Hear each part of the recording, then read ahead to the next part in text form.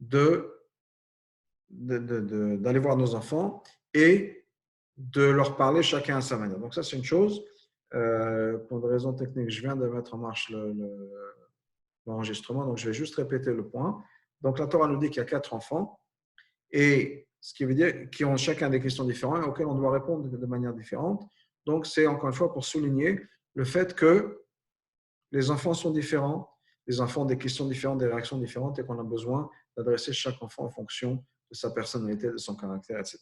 Et même encore une fois, comme cet enfant qui ne pose pas de questions, comprendre que si un enfant ne pose pas de questions, ça ne veut pas dire qu'il n'en a pas, mais qu'on est obligé quand même d'aller au-delà et au-devant de cet enfant, de lui permettre de parler, de communiquer, etc. Alors, il y a dans les enfants, donc là, comme on dit, il y a 4 enfants. Le premier enfant, le premier fils qu'on a dans l'Agada, c'est le Chacham, cet enfant qui est sage, le tzaddik, etc. Et cet enfant sage va poser la question suivante en disant quelle est la différence entre toutes les mitzvot qu'on a, qui sont les Edut, Mishpatim et Chokim. Et dans les mitzvot, il y a 3 catégories de mitzvot. Il y a des mitzvot qui ont un sens. Pas tuer, ne pas voler. Non seulement ils ont un sens, la majeure partie des civilisations ont plus ou moins le même droit. Donc là, ce sont les mitzvot qu'on appelle les Mishpatim, le code civil si on peut dire, qui est les mitzvot qui ont un sens, qui sont morales, que tout le monde comprend, l'humanité entière comprend. Au point même où nos sages disent que si on n'avait pas reçu la Torah, on aurait appris certaines mitzvot des animaux ou des choses auxquelles on aura compris tout seul, parce qu'il y a certaines choses qui sont basiques, si on peut dire, à la condition humaine. Ensuite, il y a ce qu'on appelle les Edut. Les Edut, ce sont les témoignages. Témoignages, ce sont les mitzvot qui nous servent à témoigner de certains événements comme la sortie d'Égypte, la création du monde. Par exemple, Shabbat. Shabbat, c'est le témoignage que Dieu nous a fait sortir d'Égypte et que Dieu a créé le monde en 6 jours. Le 7e jour, il s'est reposé. Il y a les jours de fête comme Pessah, et qui est donc un témoignage de la sortie d'Égypte. Donc, ce sont les mitzvot qui sont là pour témoigner de certaines choses. Ce sont des mitzvot auxquelles on n'aurait peut-être pas pensé de par nous-mêmes. On n'aurait peut-être pas pensé à inventer le concept de Shabbat. On n'aurait peut-être pas pensé à inventer le concept de Pessah. Mais on comprend la logique en disant qu'un peuple a une fête nationale qui marque son indépendance, etc. Donc, il y a une logique interne, même si de nous-mêmes, on n'aurait pas pensé. Mais ce sont des mitzvot qui ont leur logique. Et la dernière chose, ce sont les chukim, les lois qui sont des décrets de Dieu. Par exemple, ne pas mélanger le lait et la viande. L'exemple par excellence des chukim, c'est la vache rousse, qui est ce sacrifice qui va nous permettre de rendre pur ce qui était devenu impur. Et c'est une loi qui est complètement illogique, qui n'a pas de logique du tout, que personne ne comprend. Le roi Salomon, l'homme le plus sage au monde, a dit qu'il a essayé de la comprendre, il n'a pas pu la comprendre. Le seul être humain qui a compris la mitzvah de la vache rose parce que Dieu lui a révélé, c'est Moshe Rabbeinu. Donc ça, c'est l'exemple de chokim, de lois qui sont des décrets de Dieu, aucune raison pour laquelle on fait ces mitzvahs. Et le Chacham nous dit pourquoi est-ce qu'il y a des différences dans les mitzvahs? Pourquoi est-ce que la Torah, parce que ce n'est pas une différence qui a été créée par l'être humain, c'est la Torah qui nous fait ces différences-là entre les 3 mitzvahs. Pourquoi est-ce qu'on fait une différence entre les mitzvahs? Et pourquoi est-ce qu'on ne devrait pas, pour pousser la question un peu du Chacham un peu plus loin, pourquoi ne pas servir Dieu de manière égale, c'est-à-dire qu'on fait toutes les mitzvahs parce que Dieu nous l'a décrété. Dieu nous a dit qu'il faut faire l'écouter, on l'écoute. Alors Dieu nous a dit qu'il faut faire Pessah, on l'écoute, qu'on comprenne ou qu'on ne comprenne pas.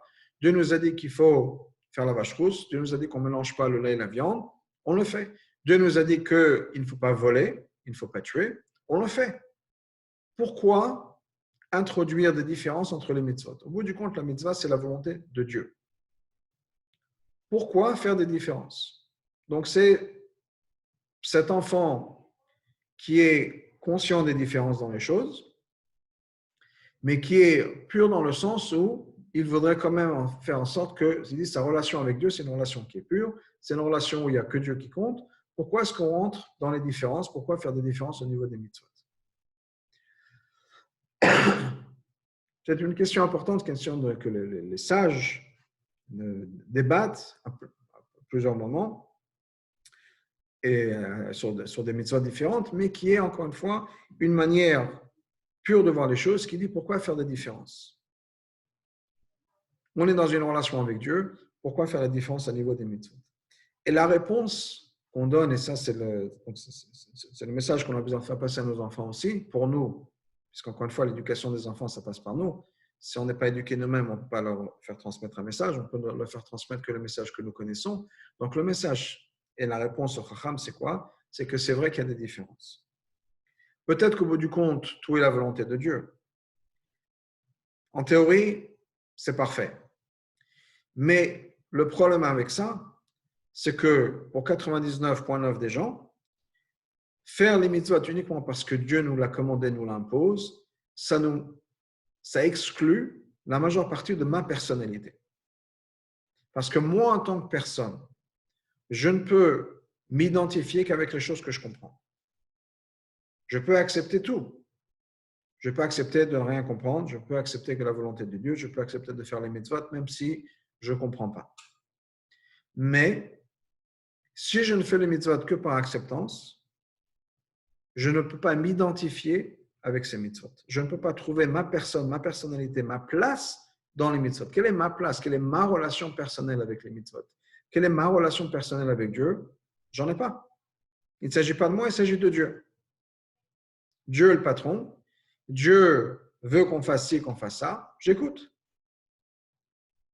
Maintenant, moi, de mon côté, je préférais aller jouer au basket ou faire du shopping ou autre chose. Mais il s'avère que le bon Dieu qui est plus fort que moi et plus puissant, on en fait l'expérience maintenant, veut que le Shabbat, je ne vais pas faire les courses. Shabbat, on reste à la maison, on va à la synagogue quand on peut. Et donc, étant donné que le bon Dieu est plus fort que moi et que je n'ai pas envie de retirer en enfer pour une vie éternelle, je vais écouter le bon Dieu. Mais personnellement, j'aurai des choix qui sont différents. Donc, ce qu'on dit au Chacham, la réponse à cet enseignement, bien sûr, ce n'est pas juste le Chacham. Si dans la Torah, on nous parle des 4. Et c'est le soir de la Haggadah, on parle des 4. C'est vrai qu'il faut reconnaître la personnalité de chacun, mais c'est parce qu'on a tous un peu ce côté de chacun, qui est que on dit au Chacham, on a besoin de se retrouver de manière personnelle dans notre relation avec Dieu et dans la Torah.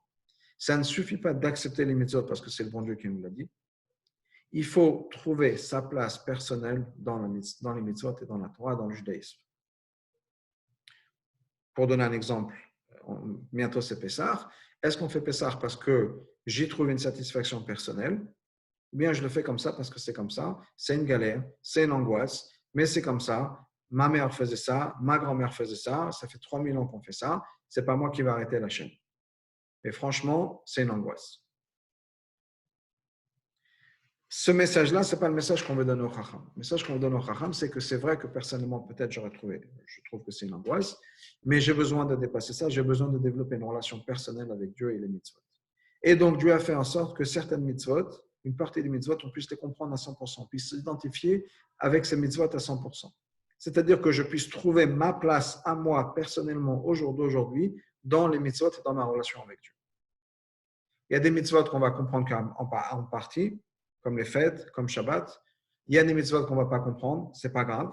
Mais il y a certainement besoin de s'impliquer de manière personnelle dans les mitzvot qu'on fait, c'est-à-dire dans ma relation, dans mon judaïsme. Donc, un des messages importants qu'on apprend de ce Chacham, c'est qu'il veut donner à nos enfants, et encore une fois, c'est nous, parce que ça passe par nous. On trouve sa place, sa joie dans l'action et dans la performance des mitzvot et dans l'étude de la Torah. Si on ne trouve pas sa place, si on ne trouve pas sa joie, on a besoin de continuer à chercher un peu plus. C'est-à-dire qu'on a besoin de trouver le mot de Torah qui va me toucher. On a besoin de trouver l'attitude dans la relation que j'ai avec la Torah qui va me toucher. Et j'ai besoin de penser à Dieu d'une manière qui va me toucher personnellement. J'ai besoin de trouver ma place dans cette relation par rapport à Dieu. Je ne peux pas juste accepter une autorité qui vient de Dieu. Parce que c'est une relation qui marche dans un sens et ça fait plaisir à personne.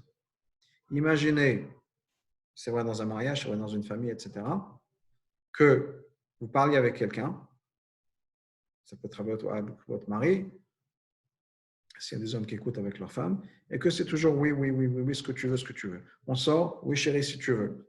Quel restaurant? Celui que tu veux. Qu'est-ce que tu veux commander? Ça ne me dérange pas, fais ce que tu veux. À un moment, on en a marre.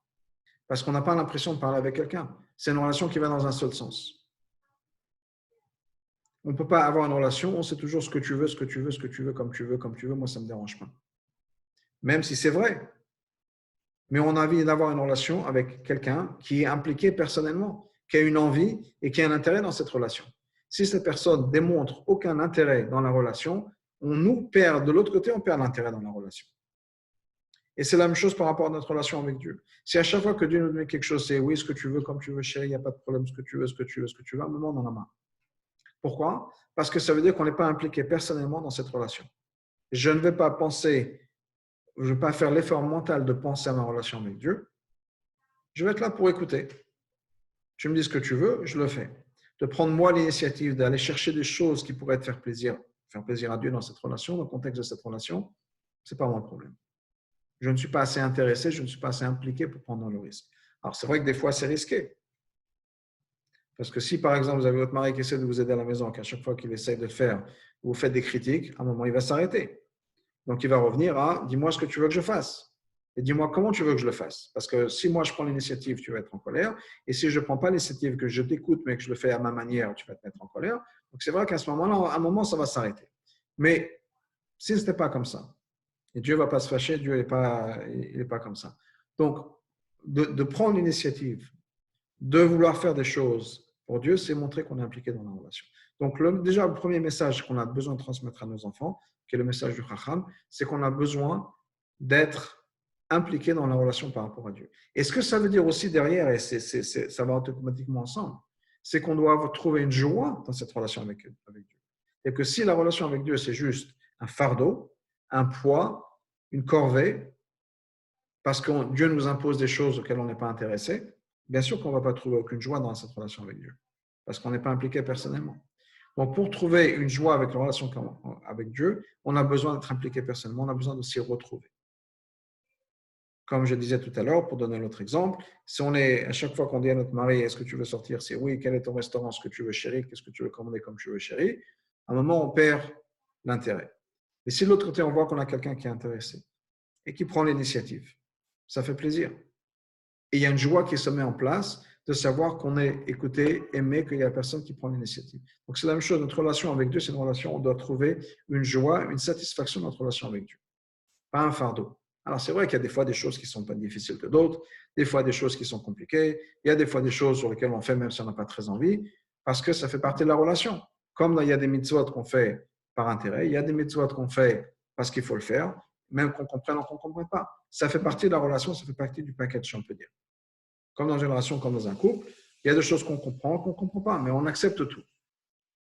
C'est-à-dire que je vais accepter qu'il y a des choses que je ne comprenne pas, et je peux trouver que peut-être que tu as des idées qui sont complètement idiotes et farfelues, mais ce n'est pas grave.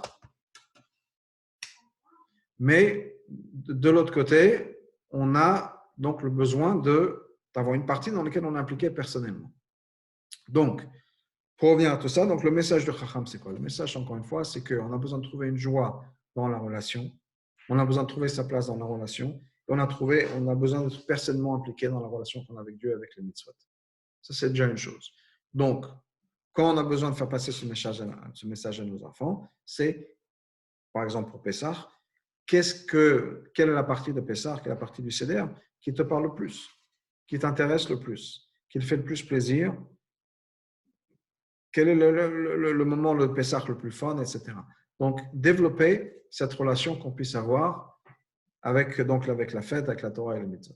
Ça, c'est donc le Chacham. Je ne sais pas s'il y a des questions à ce niveau-là. Ou sinon, on passe au deuxième fils. Donc, le deuxième fils, c'est le Racha. Le Racha, c'est celui qui rejette cette relation, justement, qui est l'opposé du Chacham. Et de manière intéressante, c'est que d'abord, il est juste à côté du Chacham. C'est celui qui est assis à côté du Chacham, à côté de ce sage-là. Et donc, ils sont l'un à côté de l'autre. Et deuxièmement, la majeure partie de l'Haggadah est récitée sur le deuxième verre de vin. Et le Harizal nous dit que le deuxième verre de vin, chaque verre de vin correspond à des enfants. Le premier verre de vin qui est le Kiddush correspond au Chacham. Le deuxième verre de vin, qui est donc celui sur lequel on va réciter l'Haggadah, lui correspond au Racha, au deuxième fils. Donc chaque fils correspond à un verre de vin. Donc le deuxième vin, c'est le Racha. Donc toute l'Haggadah, en fait, toute l'histoire de la sortie d'Égypte, c'est focuser, c'est parler sur cet enfant un peu révolté, peut-être un adolescent, qui essaie de comprendre ce qui se passe ou qui dit ouais, j'en ai rien à faire de tout ça, c'est pas pour moi, ça m'intéresse pas. Donc, qu'est-ce qui se passe avec ce rachat? Ce rachat, il dit c'est qu'est-ce que vous faites tout ça? C'est quoi tout ça? Pourquoi est-ce que vous faites tout ça? Et on lui répond que d'abord il dit qu'il faut lui casser les dents, c'est-à-dire quoi, casser les dents? Enlever du mordant à son attaque. C'est-à-dire, et ça c'est un point très important, c'est vrai dans toute relation, c'est vrai en particulier avec les enfants un peu rebelles, adolescents, c'est que dans leurs paroles, il y a un certain mordant. Et on se sent attaqué par leurs mots. Et ce que la Gana nous dit, enlevons les dents, c'est-à-dire enlevons le mordant, ne se sentons pas attaqués par les mots de cet adolescent qui nous attaque, enlevons ce côté tranchant, ce côté coupant, ce côté déchirant qui fait mal dans la question et essayons de se focuser sur le point que cet enfant est en train de nous dire. Donc on essaie d'écarter le côté méchant pour écouter vraiment ce qu'il est en train de nous dire. Et ça, c'est difficile à faire souvent avec les enfants, dans toute relation, les enfants, les maris, les femmes.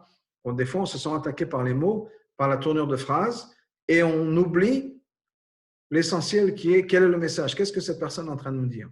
Et on est focusé plus sur la manière dont ça a été dit que sur ce qui est en train d'être dit. Donc, il faut des fois éviter la panique, éviter ce sens de se protéger parce qu'on se sent attaqué et écouter pour vraiment être à l'écoute, pour écouter de ce que cet enfant est en train de dire. Donc, on a cet adolescent révolté, si on peut dire, qui lui dit « Ouais, c'est quoi tout ça? Qu'est-ce que vous faites? C'est angoisse, Pessah, machin, on n'a rien à faire, on va être là jusqu'à 3 heures du matin, c'est pas pour moi, j'en ai rien à faire, etc. » Donc, la première chose, la Gana nous dit « Afata ketchenav » casse-lui les dents, si on peut dire, enlève ce côté tranchant de la question, mets ça de côté, oublie le côté tranchant de la question, le côté qui fait mal de la question, et focusons sur ce qu'il dit. Qu'est-ce qu'il dit et qu'est-ce qu'on lui répond? Il dit que Pessah, c'est un moment très important. Pessah, c'est la naissance et c'est la définition du peuple juif. N'oublions pas, je ne sais pas ceux qui ont écouté le cours qu'on avait donné sur Pessah, ce que Pessah représentait la naissance du peuple juif.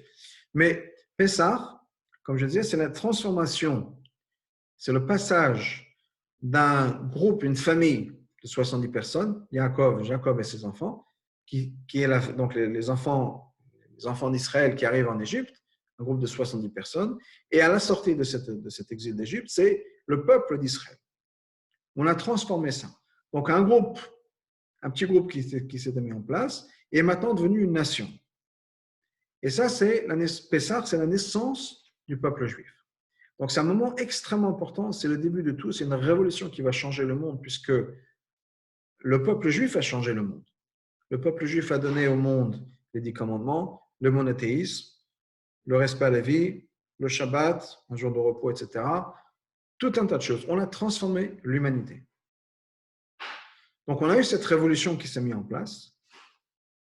Et cet enfant vient, il nous dit, mais c'est quoi tout ça? On a créé une révolution, on a changé le monde. Et qu'est-ce qui nous reste? Un repas de famille où on sert du rôti. Alors, c'est bien, c'est super tradition, il y a tous les cousins qui se retrouvent ensemble, en tout cas d'habitude. Mais là, quoi? Rien. C'est un repas de famille. C'est ça, Pessah. C'est ça, la sortie d'Égypte. C'est ça, votre idéalisme qu'on a eu il y a 3000 ans. On est devenu comme tout le monde, d'une certaine manière. On a oublié la ferveur qui était celle du judaïsme. On a oublié à quoi ça sert. Et on fait que avoir un bon repas.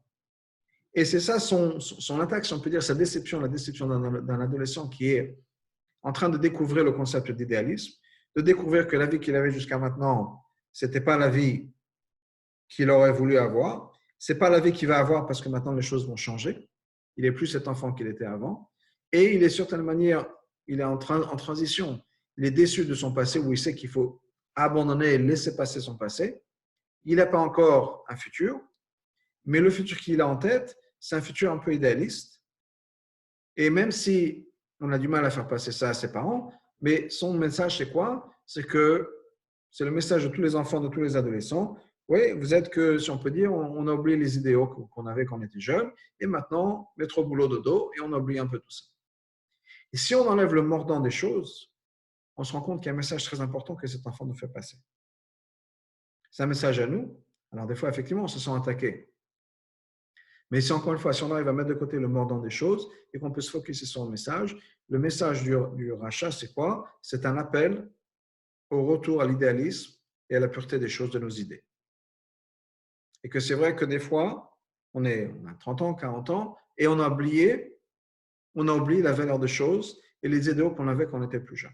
Et ça, rachat vient nous rappeler à ce moment-là qu'on a besoin de se focuser sur ça.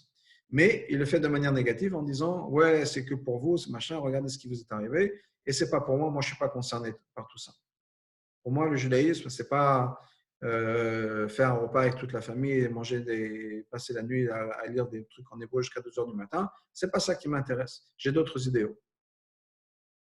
Donc, ce qu'on a besoin de lui répondre, ce qu'on va lui répondre, ce que la Gala nous dit, c'est peut-être que tu as d'autres idéaux, mais les choses ont changé depuis le moment de la sortie d'Égypte et jusqu'à aujourd'hui. Si toi, tu avais été là-bas à l'époque, tu ne serais pas sorti. Mais maintenant, on va tous sortir d'Égypte. C'est-à-dire qu'on va tous sortir d'exil. C'est un point important. Et j'ouvre une parenthèse parce que beaucoup de gens ont posé la question en ce moment sur ce qui va se passer, l'avenue du Mashiach, etc. Est-ce qu'on va pas tous il paraît que pas tout le monde va s'en sortir, etc. Il y a certaines choses qui ne sont pas comme ça. On le dit dans l'Agada, que si effectivement à l'époque de l'Égypte, le rachat ne serait pas sorti, mais ça c'est uniquement à l'époque d'Égypte. De nos jours, comme on dit dans l'Agada, Iloua Hacham, si lui n'était là-bas à cette époque-là, il ne serait pas sorti. Mais de nos jours, chacun d'entre nous profitera de cette libération de la Géoula, de l'avenue du Machar. C'est quelque chose qui va être pour tous, 100%. Quelle que soit la personne qu'on soit, quel que soit son degré de religion ou d'autre, qu'on habite en Israël ou pas en Israël, il y a des ramas qui me disent oui, c'est le Machar, c'est uniquement si on est en Israël. Si vous n'êtes pas en Israël, vous êtes des pauvres types et vous êtes des paumés. Ce n'est pas comme ça. Machar, ce sera pour le monde entier, pour les Juifs du monde entier, pour l'humanité entière. Ce n'est pas juste pour les Juifs. Mais ce sera pour tout le monde. Donc, première chose qu'on a besoin de dire à cet enfant, c'est que les choses ont changé. Et que maintenant, l'idéalisme, ce n'est pas un idéalisme qu'on choisit, c'est un idéalisme qui nous est donné par la Torah et qu'on a besoin de respecter, qu'on comprenne ou qu'on ne comprenne pas. Mais l'avantage de ça, c'est que quoi qu'il arrive, on sera sorti d'Égypte parce que notre relation avec Dieu, c'est quelque chose qui dépasse notre entendement, c'est quelque chose qui dépasse nos choix à nous. On n'est pas juif parce qu'on a choisi, à moins qu'il y ait une conversion, mais sans la conversion. On est juif parce qu'on est né, si on peut dire, au peuple juif et on fait partie, et ça c'est vrai même si on s'est converti, de la destinée du peuple juif. Et à partir du moment où on devient juif, on fait partie de cette destinée éternelle du peuple juif et ce n'est pas quelque chose sur lequel on peut faire marche arrière. On ne peut pas changer notre identité juive. Ce qui veut dire la chose suivante, que premièrement, on a besoin d'écouter ce rachat qui nous dit que oui, les choses, on ne peut pas juste continuer les choses comme elles étaient d'habitude. Je pense qu'en particulier cette année, c'est un message important parce que on est tous en train de vivre un moment qui est, à mon avis, historique, une transformation du monde à tellement de niveaux qui fait que le monde a changé à tellement de niveaux, au niveau des transports, au niveau de l'économie, au niveau de la vie de tous les jours. Sortir dans la rue, sortir dans les magasins, tout a été profondément changé. Les découvertes qui sont en train de se faire sur le rôle que les gouvernements ont, non pas dans la responsabilité de soigner les gens, de développer les vaccins, les médicaments, etc. Ce qu'ils ont permis, ce qu'ils n'ont pas permis, quel pays permet quoi. Il y a tout un tas de choses qui sont en train de se découvrir, de se remettre en place, etc. Et je pense que la question du rachat, c'est une question pertinente qui est, est-ce qu'une fois que tout ça sera résolu, on retournera au même monde qu'on aura avant, où le monde aura changé, on aura pris des leçons et les choses vont changer. Est-ce que les choses vont revenir comme c'était avant? Parce qu'au bout du compte, c'est l'argent qui va tout contrôler.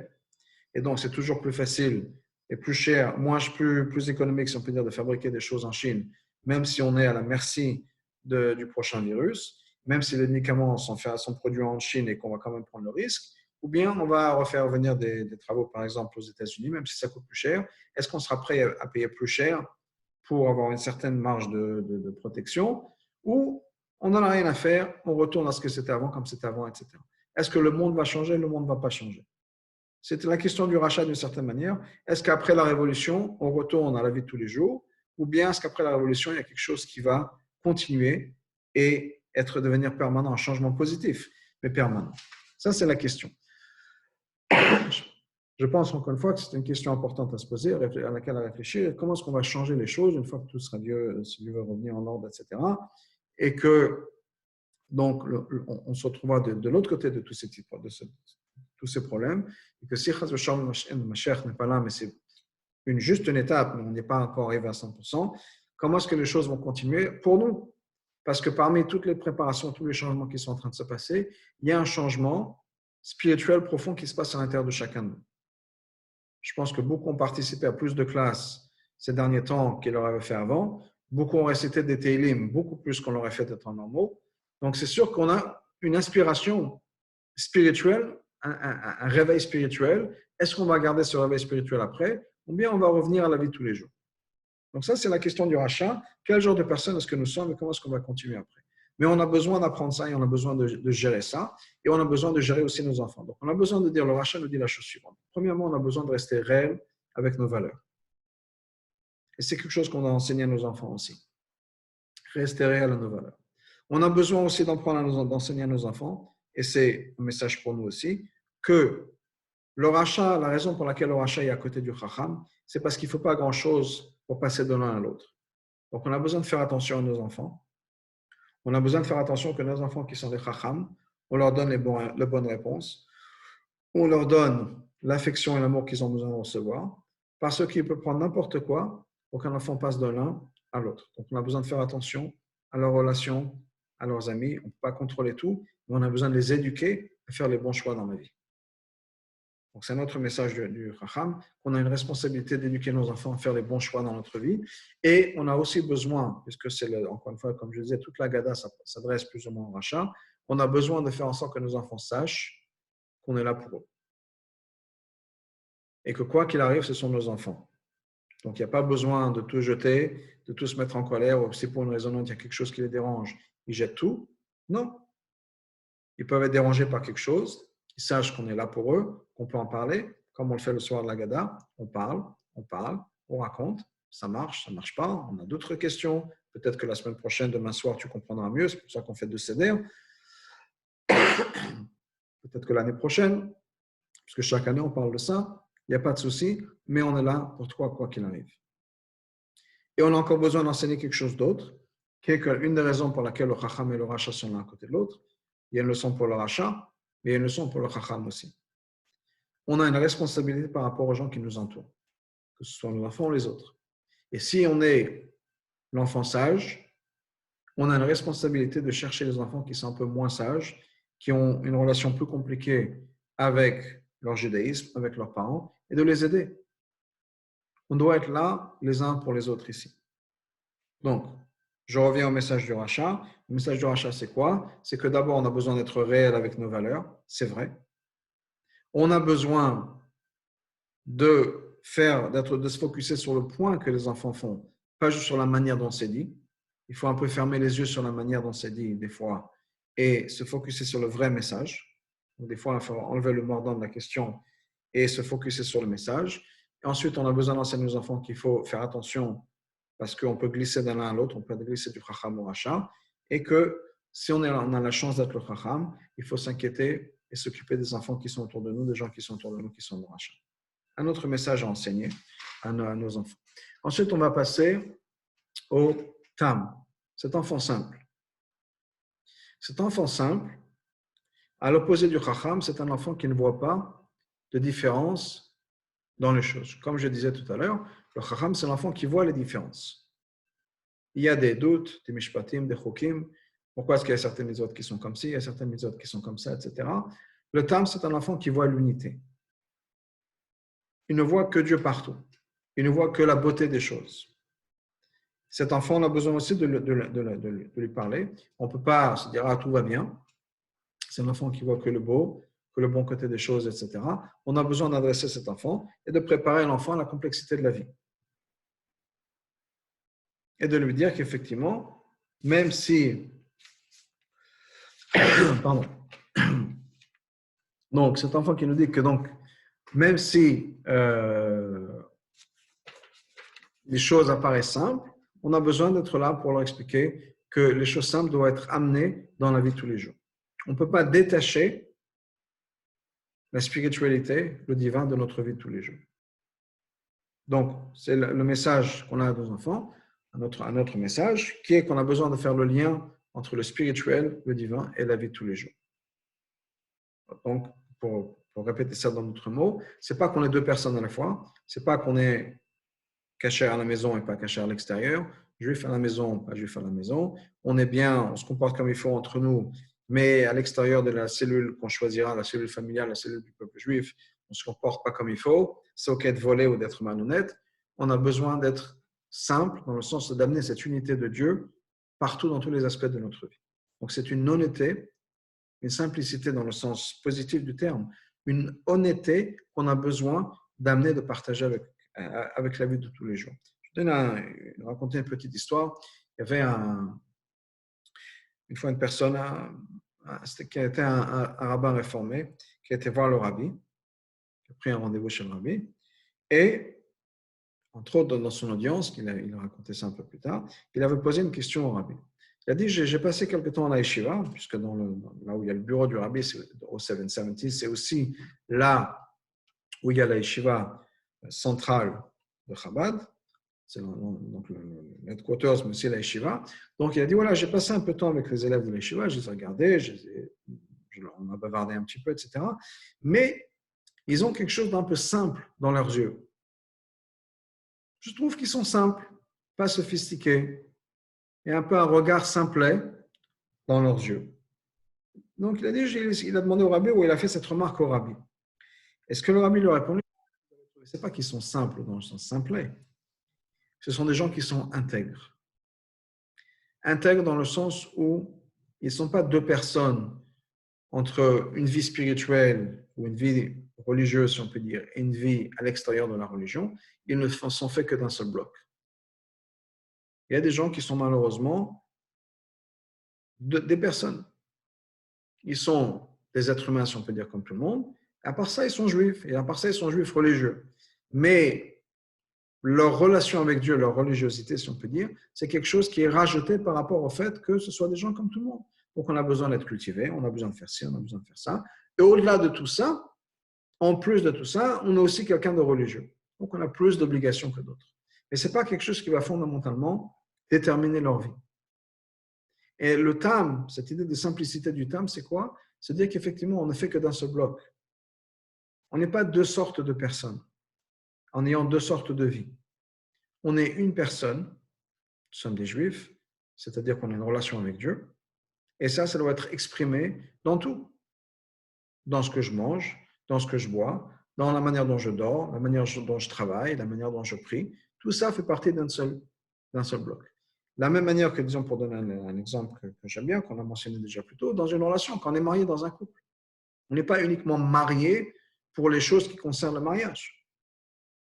Et les choses qui ne concernent pas le mariage, je ne suis plus marié. Non, on est marié à 100%, 360 degrés.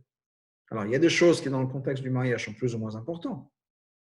Mais ce n'est pas que quand je vais à la synagogue, je ne suis plus marié, par exemple, ou je ne sais pas quels seraient les exemples, ou autres, mais on est marié, qu'on soit ensemble, pas ensemble, on peut avoir la femme à la maison, le mari au travail, ou vice-versa.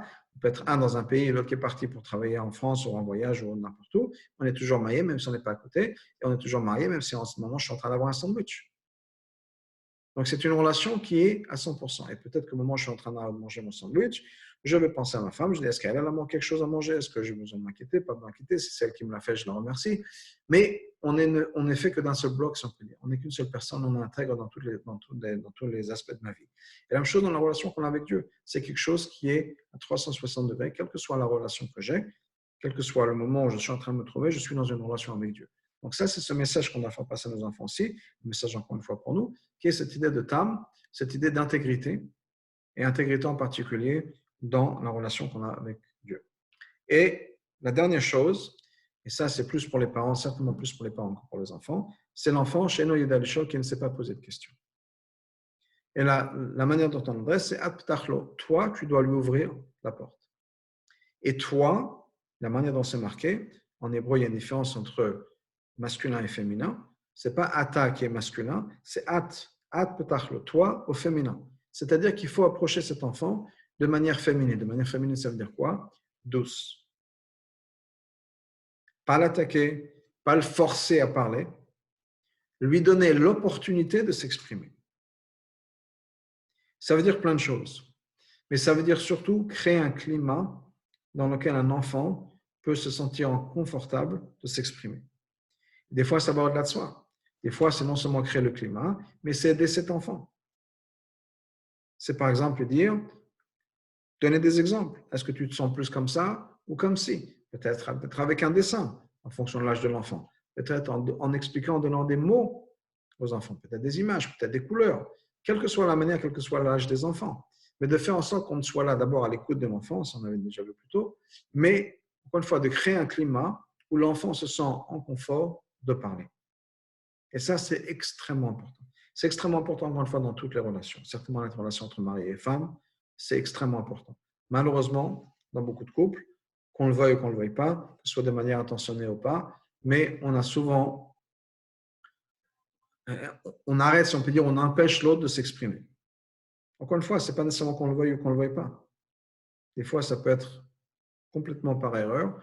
Des fois, de manière consciente, on voudrait bien que sa femme ou son mari s'exprime, mais à chaque fois qu'ils ouvrent la bouche, on dit quelque chose qui va faire en sorte qu'au bout du compte, ils vont s'arrêter. Donc, parce qu'on n'écoute pas, parce qu'on passe à quelque chose d'autre, parce qu'on dit « Ah oui, moi aussi », on commence à parler de soi-même, quelle que soit la raison. Mais on a besoin de créer ce climat de confiance qui va permettre à cet enfant de s'exprimer. Donc, on a besoin de le laisser parler.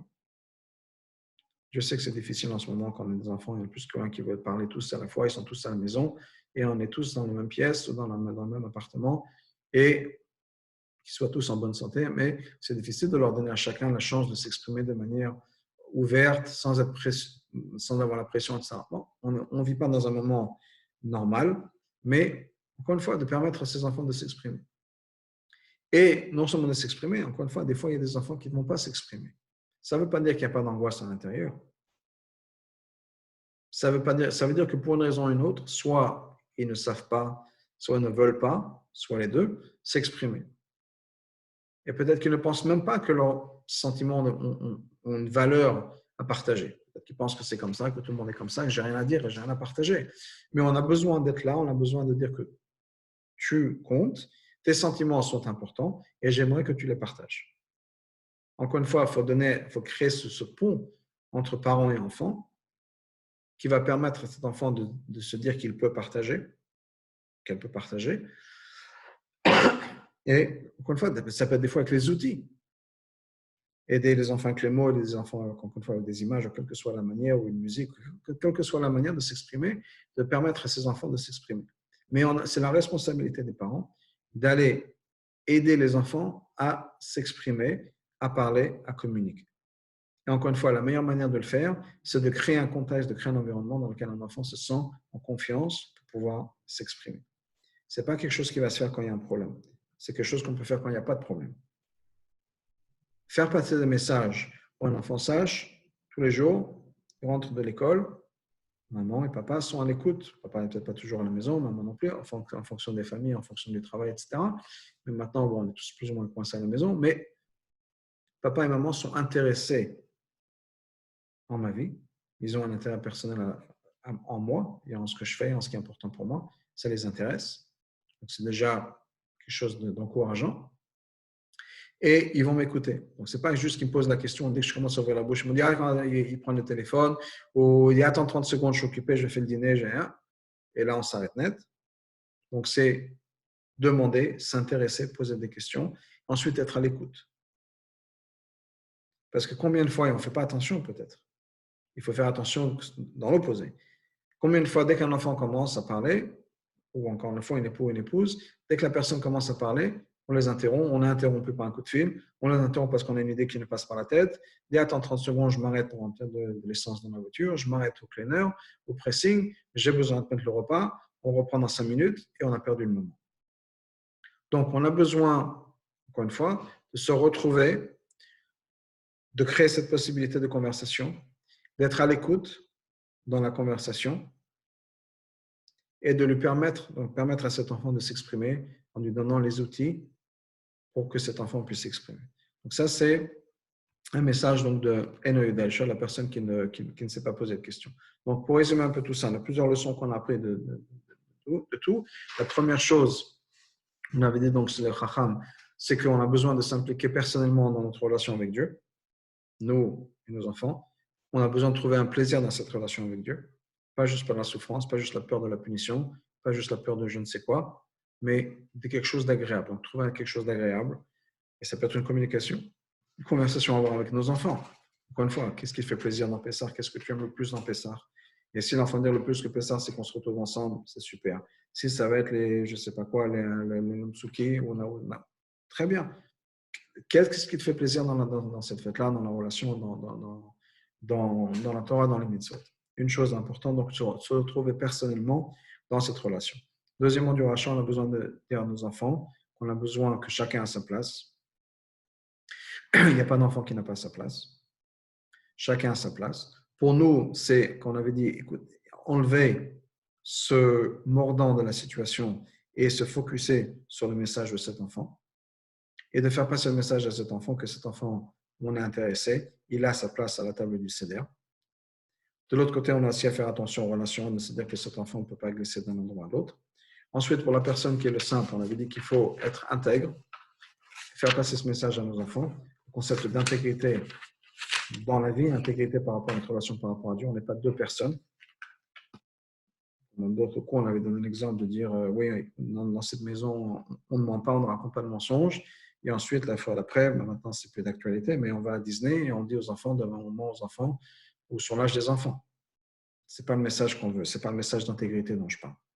Et ensuite, le message qui est donc de l'enfant qui ne pose pas de questions, c'est qu'il faut créer un climat de confiance à la maison pour que cet enfant puisse parler, s'exprimer. Et des fois, on a besoin de donner les outils aux enfants pour pouvoir s'exprimer. Ça, ce sont les 4 enfants, 4 leçons qu'on apprend de l'Agada. Il y a un autre enfant dont on a besoin de parler. Un 5e enfant. Et ce 5e enfant, c'est l'enfant qui n'est pas au Seder. Parce que les 4 enfants dont on parle, même le rachat, ils sont au Seder. C'est même le rachat n'a pas claqué à la porte. Le 5e enfant, c'est celui qui ne vient même pas à la table du Seder. C'est celui qui a claqué la porte, pour une raison ou une autre, et qui ne pense qu'il n'a pas sa place. Et là, on a besoin, et ce n'est pas juste le soir du Seder, mais on a besoin de bien réfléchir. Est-ce qu'on veut vraiment cet enfant à la table du Seder? Est-ce qu'on sent la douleur de l'éloignement et de l'écartement? Et qu'est-ce qu'on pourrait faire pour enlever cet écartement, cette douleur qui nous sépare? Est-ce que cet enfant se sent bienvenu à la table du Seder? Ou bien il est bienvenu avec des conditions? Est-ce qu'on a un amour et une acceptance de cet enfant à 100%? Ou bien c'est une acceptance qui est conditionnelle? Si tu fais certaines règles que je te demande, tu peux venir. S'il y a d'autres règles, et généralement, dans ce cas-là, ce sont des règles religieuses, si on peut dire. Si tu fais les règles, c'est bon. Si tu ne fais pas les règles, tu ne m'intéresses pas. Ce n'est pas le message qu'il faut faire passer. Donc, on a besoin bien de réfléchir sur ça. Ce n'est généralement pas des petits-enfants, des enfants qui sont plus âgés qui pourraient avoir ce problème-là, mais réfléchir par rapport à ça et de créer, bien sûr, de jamais arriver à cette situation, mais d'avoir une situation où un enfant se sent toujours, quoi qu'il arrive, bienvenu chez ses parents, quelle que soit la situation. Et ça, c'est un effort à faire tous les jours. Depuis le premier jour, jusqu'à que les enfants ont au moins 80 ans, on a besoin de réfléchir, de faire en sorte qu'ils se sentent toujours les bienvenus et chez leurs parents et toujours les bienvenus avec Dieu. Donc ça, c'est un autre point. Cet enfant qui ne se sent pas bienvenu au Seder et qui a décidé de ne pas venir pour une raison ou une autre. Évitons ça. Voilà, ça conclut donc le cours. S'il y a des questions, sinon, on s'arrête là. Bon, je crois qu'on va s'arrêter. OK. Alors, bonsoir à tous et à toutes. Shabbat Shalom. Merci, monsieur le rabbin. Shabbat Shalom. Merci beaucoup.